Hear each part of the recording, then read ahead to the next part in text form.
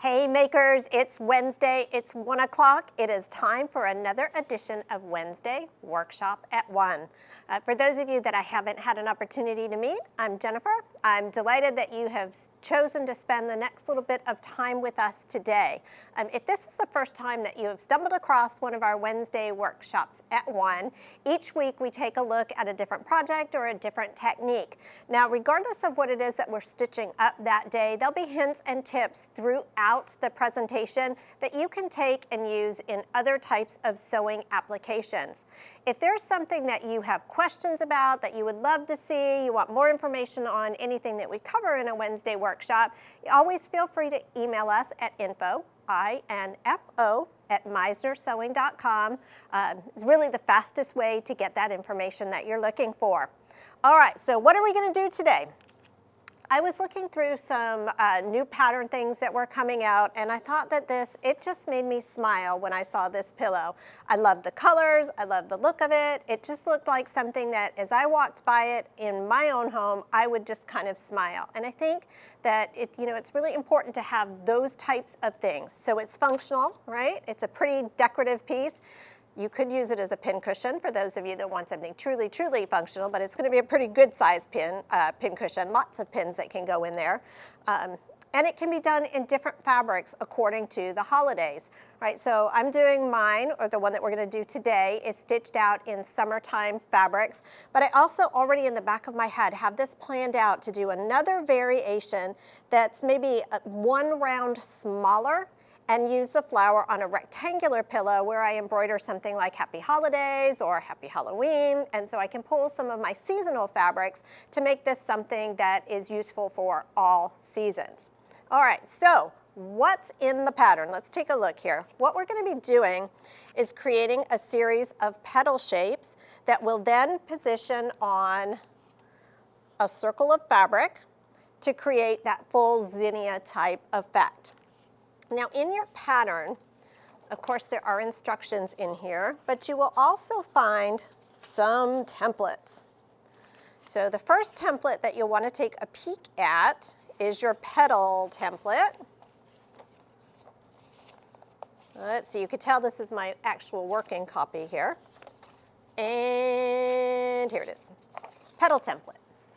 Okay. Bare minimum, you need the pattern and the petal template.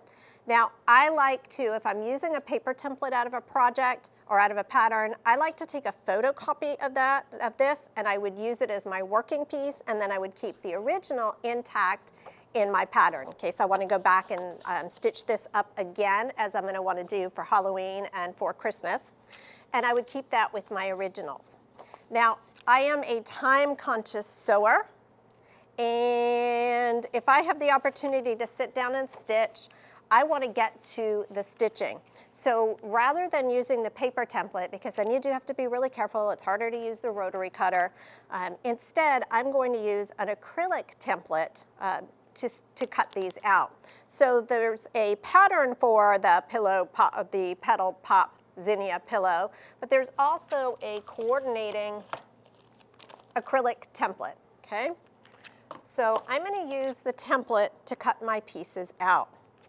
When you're choosing your fabrics, any fabric is going to work. Do you want this to look like a flower? Do you want it to look like a particular type of flower? Or do you just want something that's beautiful and makes you smile when you walk into the room? So I went, for the sample we're going to look at today, sort of, kind of, in a floral type of arrangement. Okay, so here's just a quick look at where we're going. When you get started to cut these out, you're going to want to take I need to grab my rotary cutter, your acrylic template, and your stash of fabrics. If you're choosing fabrics according to the pattern instructions, they tell you to work with a number of fat quarters. And you can do that, but you can also work with fabrics from in your stash or fabrics that you are purchasing on your own. I went to my stash because I knew if I'm working with my stash, these are going to be fabrics that I love because they're in my stash. And I just went with a number of fabrics that when I laid them together on the table, like we have the bolts here, I just liked the way that everything looked together. Okay, so that's where we're headed. We just want fabrics that are going to be visually appealing when they're all laid out together. So I'll take my fabric to my cutting mat, take my acrylic ruler. Again, you could use the paper pattern that's included, but you'll have to be very, very careful if you're working with your rotary cutter so as not to trim away the paper pattern, and then it gets a little smaller and a little smaller, and suddenly your petals are all different sizes. If you're working from random fabric that you have at home, like this piece, I'm going to fold it up as many times as is practical, somewhere about 4 to 6 layers, and then lay my template down on top so I can cut multiples at a time. So here was my length of fabric, my long length. I folded it in half. I'm going to fold it in half again, and it just happens to work out on this particular fabric that I can fold it in half one more time and the ruler fits. If it didn't, I might do thirds and then, or a half and then thirds. So you're going to have to play with the piece of fabric that you happen to have at home. Take my rotary cutter and cut around the one side. Then I would rotate that stack of fabric. It's always best to be cutting away from yourself, using your dominant hand so that you don't accidentally clip a finger. Okay, and then turn it one more time. This particular mat from Floriani Quilter Select has a little bit of a texture, or a non-texture, I guess I should say, to the surface. And so it's easy when I have just a little pressure on my fabric to rotate this around when I'm working in small pieces. So it makes it very easy to get around all of the different sides of the template. You didn't see that. Now we'll take our pattern piece, or our petal pieces that we've cut, and we're going to take them in groups of 2, and then our next step would be to sew down the curved side and up the other curved side. And we're going to do that at the machine in just a moment. And I'm going to show you a tip for going around that pointed corner that's going to make it a little easier to turn. And this would be a technique that you can use on the petals, or really on anything that has a corner where you're going to be flipping something right sides out and you want a nice crisp point. Collars, pillows, okay? Now once we do that and we have our petal stitched, we will turn it right sides out, we'll give it a press, and then we're going to pull the edges in to make a little pleat so you get some dimension to your petal. All right, so we've cut out our petals, and you're going to need about 50 petals, 45 to 50 petals. It goes very, very quickly, and you're going to need your 1/4 inch foot for stitching. The pattern calls for a 1/4 inch seam allowance. This is a very forgiving project. It's perfect for watching TV or watching a movie, catching up on Netflix while you are stitching, because it's not a big deal if they end up a little off. This is not precision piecing or precision stitching. In fact, having a little bit of a variation in the finished size of the petals is just going to add more interest to your pillow when it's done. All right, so let's head over to the machine and let's stitch up a couple of these petals, and then I'll show you how to lay them out and join them to the base pillow.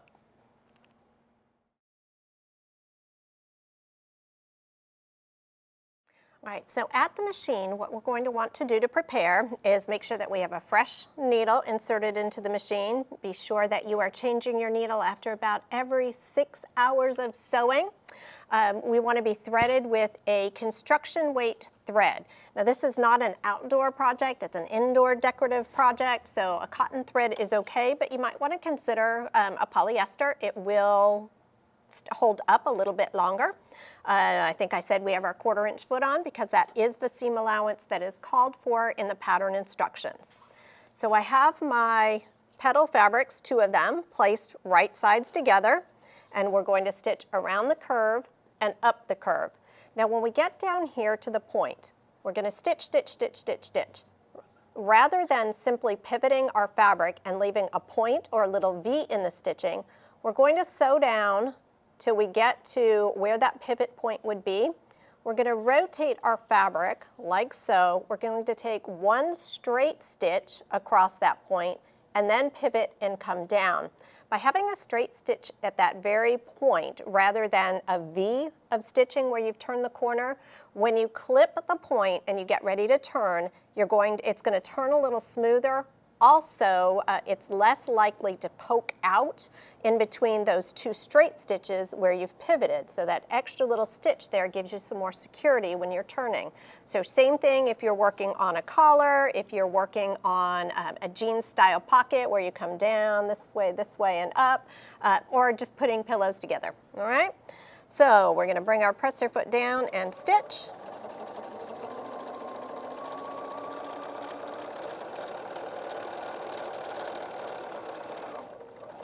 As we approach that corner,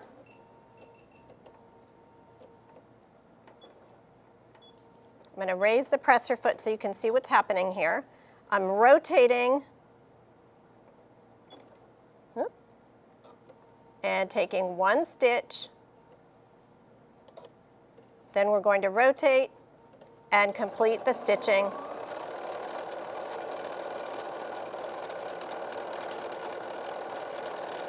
On the petal. Now, this may seem like a great project to chain piece, and it sort of is. Notice that we're stitching curves. So if you do choose to chain piece, and for those of you who are wondering what chain piecing is, it's when we sew one piece and then bring the next under and the next under and the next under. Because we are sewing on a curve and basically in a semicircle,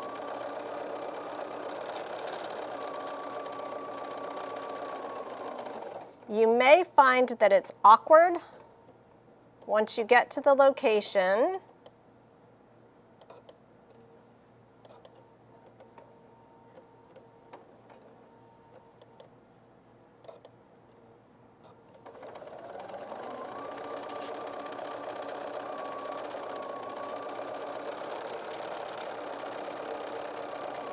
Where we would join this next piece. These might be uncomfortable tails to have hanging around, but it's up to you.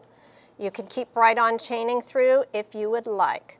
So we'll do one more, and then we'll move on to the next step with the petals.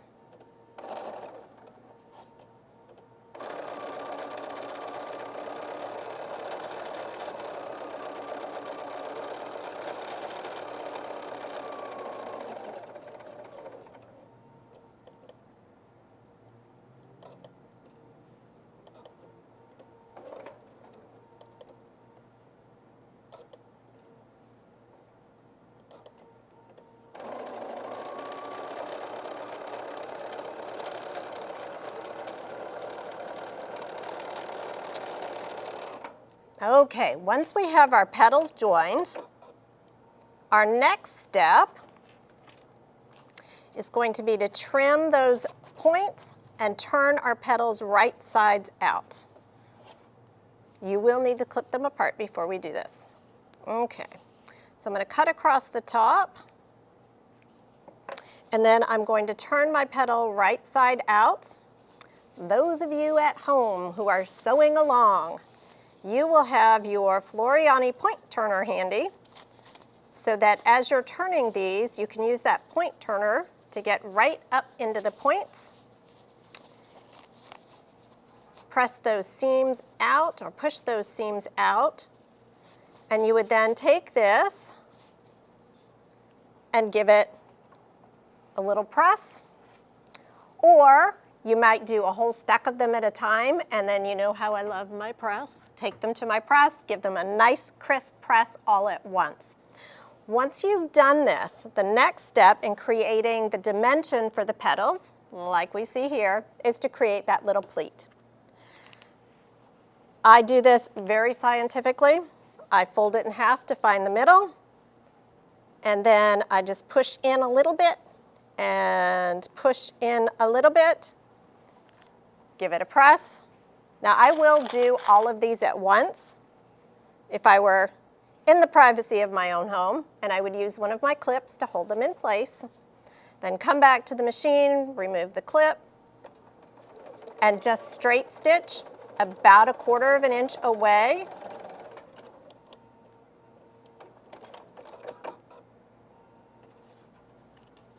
to create each of the petals. Once all of your petals are completed, then we will go back to our cutting table so that we can lay them out to see the next portion of the construction. Now that we have all of our petals completed, the next part is the composition of the flower itself. So in your instructions or in your pattern, there's a great little circle template.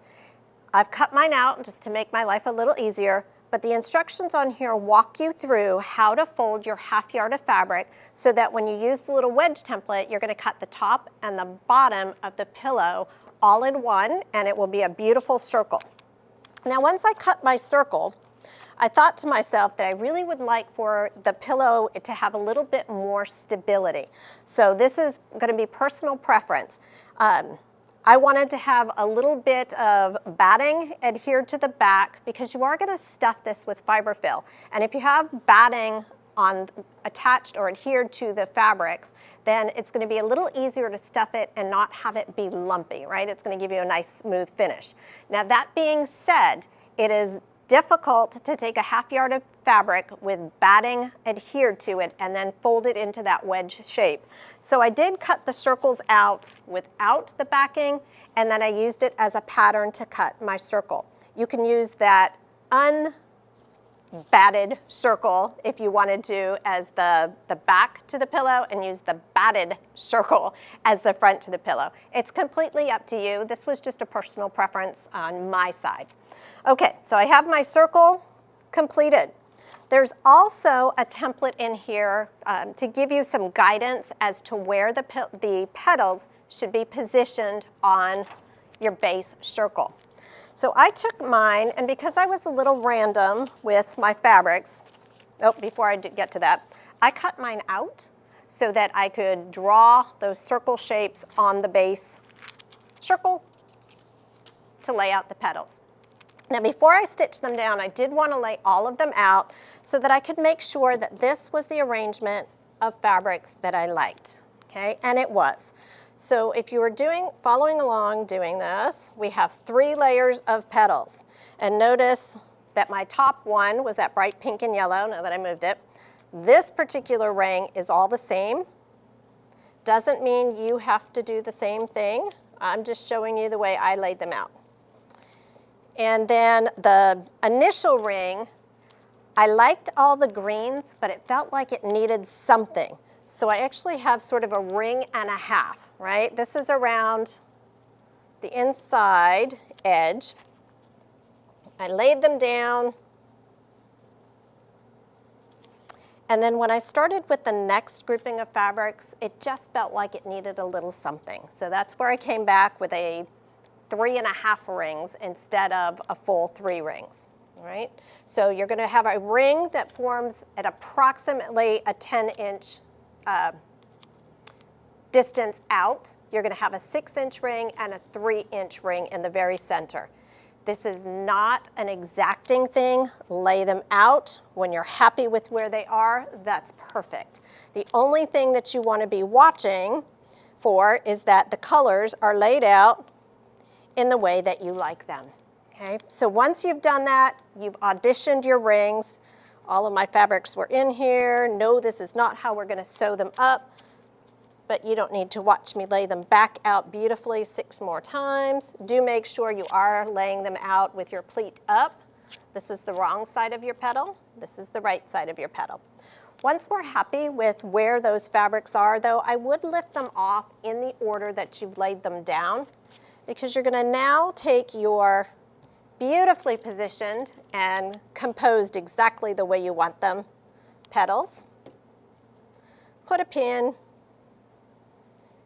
continue all the way around, pinning them down, and then you'll go back to the machine and you'll just stitch those petals in place. It doesn't have to be perfect. It doesn't have to be a beautiful circle, because once you sew the first ring, the next ring you're going to come back and repeat the process, laying them down until you think they're beautifully arranged, pin them, go back to the machine, stitch around the next row until you get all the way back to the center. Imagine, if you will. And then you'll finish off that middle area. It calls for creating a little tufted piece by using a wool, or you could use a felt, or you could use minky type fabric, or if you had a large button, covered button type piece, you could also use that in the middle. So lots of different ways that you can finish that center portion off. Once all of your petals have been stitched in place, you'll take your second circle, lay it down over the top. Now you will need to push the edges of your petals in, and you'll probably want to put a pin to hold them in place, because when you stitch around the outside of that circle to complete your pillow, you don't want to catch your petals in the seam line, okay? You'll stitch most of the way around. You'll leave an opening large enough for your hand to go through, stuff it, flip it to the outside, whip stitch that one edge in place, and then you will be ready to put your beautiful Petal Pop zinnia pillow in a place of honor in your home. So if you have questions, hope you learned something today. If you are going to stitch up a Petal Pop pillow, we would love to see photos of it. Shoot us an email at info@meissnersewing.com.